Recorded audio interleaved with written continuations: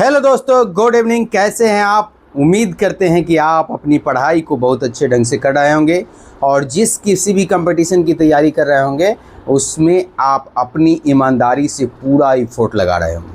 तो आज हम लोग जनरल कंपटीशन में जनरल साइंस पढ़ रहे हैं और जनरल साइंस में हम लोग चैप्टर भौतिकी का यांत्रिकी पढ़ रहे हैं और हमारा सामान्य विज्ञान है। और आज तारीख 22/8/2026 यानी शनिवार का दिन है और ये यूपीएससी, बीपीएससी, एसएससी, रेलवे, जितने भी बिहार सीजीएल टीचर वैकेंसी सबके लिए उपयोगी है। साइंस का ये हम भौतिकी पढ़ रहे हैं।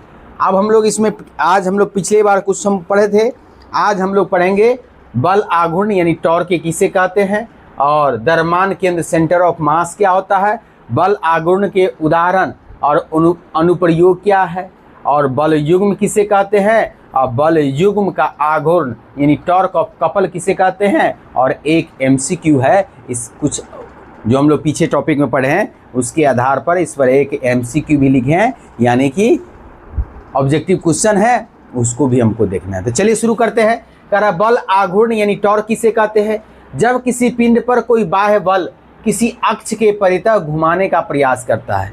यानी इसका कहने का मतलब क्या हो गया, ये अगर कोई पिंड है और इस पर कोई बाह्य बल लगाया और बाह्य बल मान लो इस पर हम लगा रहे हैं और इस पर यहाँ पर हम लगा रहे हैं, इसको ये घुमाने की कोशिश कर रहे हैं, ये नहीं घूम गया। इस पर बाह्य बल लगाए तो क्या हो गया, ये घूम गया। यही चीज़ कह रहा है, घुमाने का प्रयास करता है तो बल की इस प्रकृति को हम लोग क्या कहते हैं, बल आघूर्ण कहते हैं।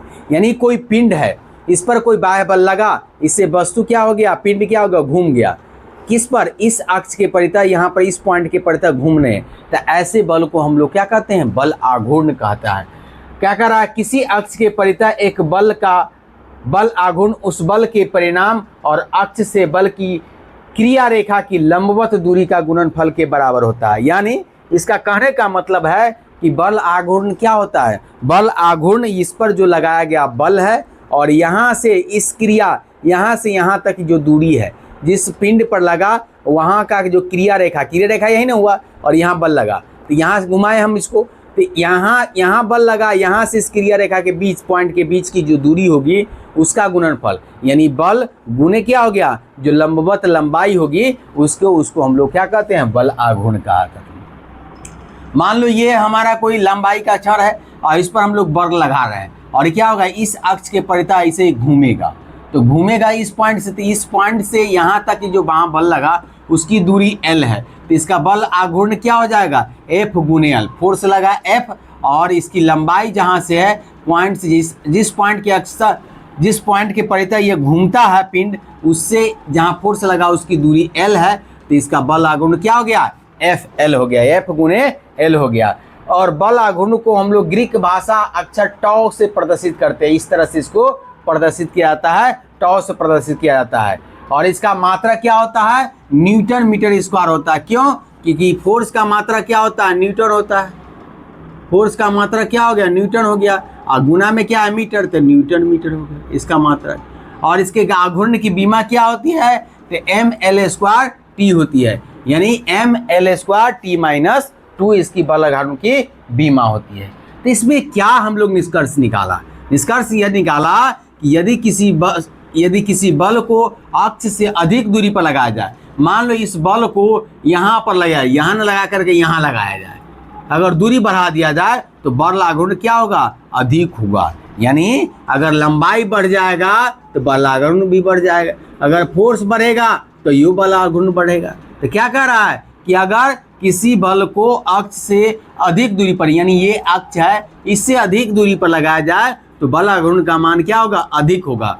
और यदि अक्ष से दूरी शून्य हो जाए, यानी यहाँ पर ना बल लगता, अब यहीं पर बल लगना शुरू हो जाए, इसी अक्ष पर यहाँ पर लगना शुरू हो जाए, तो बल की क्रिया रेखा पिंड के द्रव्यमान केंद्र से, यही ना पिंड है, इसके द्रव्यमान केंद्र से गुजरे तो बल आघूर्ण का मान क्या हो जाएगा, शून्य होगा।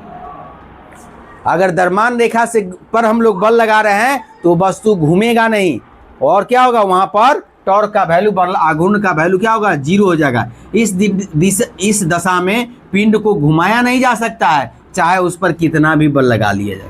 मान लो अगर ये वस्तु है, इस पर हम बल क्या करें, यहाँ पर लगाएं, कस के दबाएं, तो दबाने से क्या होगा, ये वस्तु तो दब सकता है लेकिन घूम नहीं सकता है। अगर ये वस्तु का यहाँ पर हम रखें और यहाँ पर बल लगाए तो ये क्या होता है, इस पॉइंट के परितः घूमेगा। इस तरह से क्या होगा, ये घूमेगा, ये घूमेगा इस तरह से। अगर मान लो इसके सेंटर में हम लगाएं तो क्या होगा, ये सेंटर में कितनों बल लगाएं तो क्या होगा, ये वस्तु नीचे धंस सकता है, ज़्यादा फोर्स होगा तो, लेकिन ये घूम नहीं सकता है। यही चीज़ कह रहा है, समझे कि नहीं। चाहे कितना भी बल लगाए वस्तु घूम नहीं सकता है। तो हमारे पास टॉर्क क्या हो गया, टॉर्क एक ऐसा बाह्य बल है जो क्या होता है, वो हमारा होता है फोर्स गुने लेंथ के बराबर होता है। अब हमारे पास इसमें चर्चा करेंगे द्रव्यमान केंद्र क्या होता है, सेंटर ऑफ मास क्या होता है। जैसे अभी हमने कम पढ़े द्रव्यमान केंद्र से गुजरे, इसलिए द्रव्यमान केंद्र को यहाँ हम डिस्कस कर रहे हैं। कह रहा वह बिंदु जो किसी पिंड में वितरित द्रव्यमान की माध्य स्थिति को प्रदर्शित करे। यानी ये पिंड है, अगर ये वस्तु है तो इसका अलग अलग यहाँ भी द्रव्यमान, यहाँ भी द्रव्यमान, यहाँ भी द्रव्यमान हो सकता है। तो इसके मध्य में जो हमारा क्या हो गया, माध्य स्थिति को दर्शाता है, तो इसको हम लोग क्या करते हैं, द्रव्यमान केंद्र कहलाता है। किसी वस्तु का समस्त द्रव्यमान उसके द्रव्यमान केंद्र पर स्थित होता है। कोई भी वस्तु होगा उसका समस्त जो हमारा मास होगा वो बीच में होता है, सेंटर ऑफ मास में होता है। ये हम लोग क्या पढ़े, बल आघूर्ण और द्रव्यमान केंद्र के बारे में पढ़े। अब बल आघूर्ण के कहाँ कहाँ उदाहरण है, कहाँ कहाँ प्रयोग होता है, तो कह रहा है स्क्रू ड्राइवर द्वारा पेच को आसानी से, स्क्रू ड्राइवर से हम लोग क्या करते हैं, पेच को आसानी से खोल देते हैं। ये भी क्या है, बल आघूर्ण का ही उपयोग होता है। रिंच द्वारा नट बोल्ट को क्या करते हैं, ऐसे लगाते हैं, ऐसे करके खोलते हैं। तो खोलने से क्या होता है, डिस्टेंस बढ़ जाता है, फोर्स का वैल्यू बढ़ जाता है। इससे क्या होता है, वो आसानी से घूम जाता है। जैसे हैंड पंप चलाने के लिए हम लोग क्या करते हैं, लंबा डंडा वाला हैंड पंप लेते हैं। तो लंबा डंडा से क्या होता है, फोर्स तो हमारा कौन फोर्स होता है और ये लंबाई बढ़ जाता है। तो लंबाई बढ़ने से क्या हो जाता है, हैंड पंप चलाने में आसानी हो जाता है। फोर्स लगाने पर हैंड पंप चलाने में आसानी। अगर उसके डंडा को छोटा कर दिया जाए तो लंबाई कम हो जाएगा, तो बल आघूर्ण क्या हो जाएगा, कम हो जाएगा। तो बल आघूर्ण कम हो जाएगा तो कल चलाना हमको क्या हो जाएगा, मुश्किल हो जाएगा। तो यही चीज़ इसका बल आघूर्ण के अनुप्रयोग हम लोग 3 पढ़े हैं। अब बल युग्म किसे कहते हैं, कपल किसे कहते हैं, कपल। तो यहाँ में क्या कहा, 2 बराबर तथा विपरीत समांतर बल जिनकी क्रिया रेखाएं भिन्न होता है। कह रहा 2 बल है, बराबर है और उसकी क्या हो गया, क्रिया रेखाएं अलग अलग है, भिन्न है, पर किसी वस्तु पर लगाया जाए तो वह उस वस्तु को घुमाने का प्रयत्न करता है। अगर कोई हो गया इस तरह से का बल लगे, बराबर है, विपरीत दिशा में लगे, तो क्या होगा, वो वस्तु को घुमाने का प्रयत्न करते हैं। तो इस प्रकार के बलों के योगों को हम लोग क्या कहते हैं, बल युग्म कहा जाता है, कपुल कहा जाता है। 2 बलों की क्रिया रेखाएं की लंबवत दूरी को क्या कहता है, बल युग्म की भुजा कहा जाता है। यानी इस तरह से 2 बल है और यहाँ से इसके बीच की जो दूरी हो गई, ये क्या हमारा हो गया, इसको हम लोग क्या करते हैं, बल युग्म की भुजा कहते हैं। अब बल युग्म का आघूर्ण कैसे निकालेंगे, टॉर्क ऑफ कपल कैसे निकालेंगे, कपल कैसे निकालेंगे, तो बल युग्म के किसी एक बल तथा बल युग्म की भुजा के गुणनफल को बल युग्म का आघूर्ण कहा जाता है। यानी 2 बल लग रहा है, इस तरह से बल लग रहा है, 2 है बल, इस तरह से बल पैरेलल में लग रहा है, तो किसी एक बल और उसकी लंबवत भुजा की जो लंबाई होती है ये हो गया, और यहाँ से इसके बीच की जो डिस्टेंस हो गया, किसी कोई एक बल को ले लेंगे तो उसका बल आघूर्ण कहा जाता है।